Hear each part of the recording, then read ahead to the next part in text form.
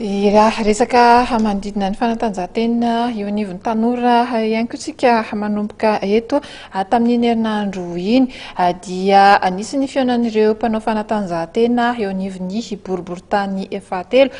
tamin'ny kandida Dado izy moa dia milatsaka hofidiana solombavam-bahoaka eo anivon'izay boriboritany fahatelo izay tamin'izany no nilazan'ireto tanora ireto ny etaetan'izy ireo sy ny olana sidrany ihany koa eo amin'ny fanatanterahana izay fanatanjahantena sy ny taranjany tsirairay avy izay ny kandida Dado izay namaly araka ny izay tokony hampety azy amin'ireo fangatan'izy ireo izay.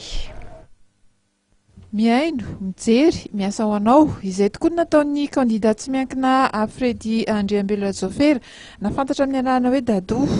ny alakamisy lasa teo tetsy Antanimena nandritra ny fihaonana tamin'ireo solitaonan'ny mpanao fanatanjahantena amin'ny boriboritany fahatelo.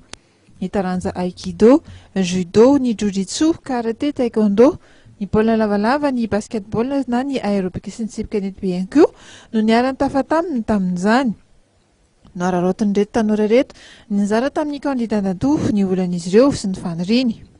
Solitena ny sakady fotsy amin'ny lavalava dia mba zavatra angatahana zany izay zany azo sokajiana hoe misongadina ihany amin'ny atao amin'ny troisième arrondissement zany rehefa satria le juniornay manao final dia izay le senior zany mbola manomana top 8 fa raha izy tamin'ny quart de finale dia mba angatahana zany hoe mba fampitaovana zany tsy ampy aminay ohatra hoe baolina kodasy le lasport reny dia nakoatr'izay zany moa zany dia lasport plaste reny dia sedareny satria miasa be le kodasy satria mijaly zay le kodasy satria misy le ohatra hoe raha miala zao dia zay vao afihinanay ny kodasy koa hoe amile namana amile tsy fahampihana amile fitaovana. Soranareo a napetrano a miaina tamin'ny sport malagasy fitako labesika moa dia isa voalohany le fanalamana angamba ny Madagasikara zany angatahana zany a nareo zany hoe fahiteo dia raha tsaratsara ho an'ny ankizy dia izy zany afaka manafaka expert ave mpianatra ohatra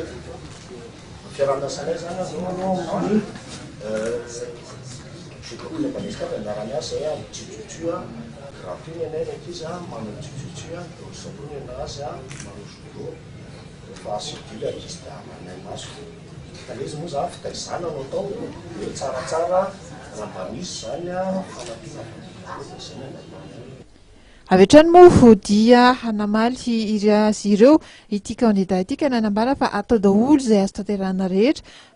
satria ny tanjona dia mba hananany tanora izany boriboritany fahatelo izany fahafahana milalao ny talanjany avy ao anatin'ny fahatonisaina sy ny fahafinaretana. 15 taona lasa zany a nanao an'ny herinandro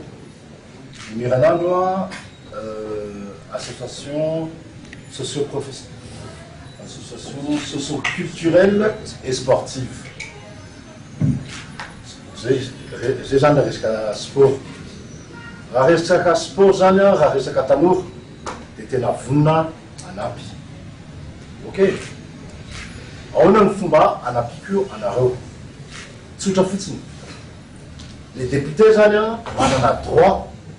mangataka any amin'ny orinasa hoe mila fanampiana ny sport anatin'ity fokotany ity na ity fokotany ity manana zay droit zay ny député afaka manontany any amin'ny orinasa koa izy hoe ma apio sima satria mangataka ny fokotany apio vatkely sy mangataka ny fokotany ny avantasiko par rapport amin'ireo zay député hafa satria maromaro zany zay ny député eo tonga dia vateny hoe député amio.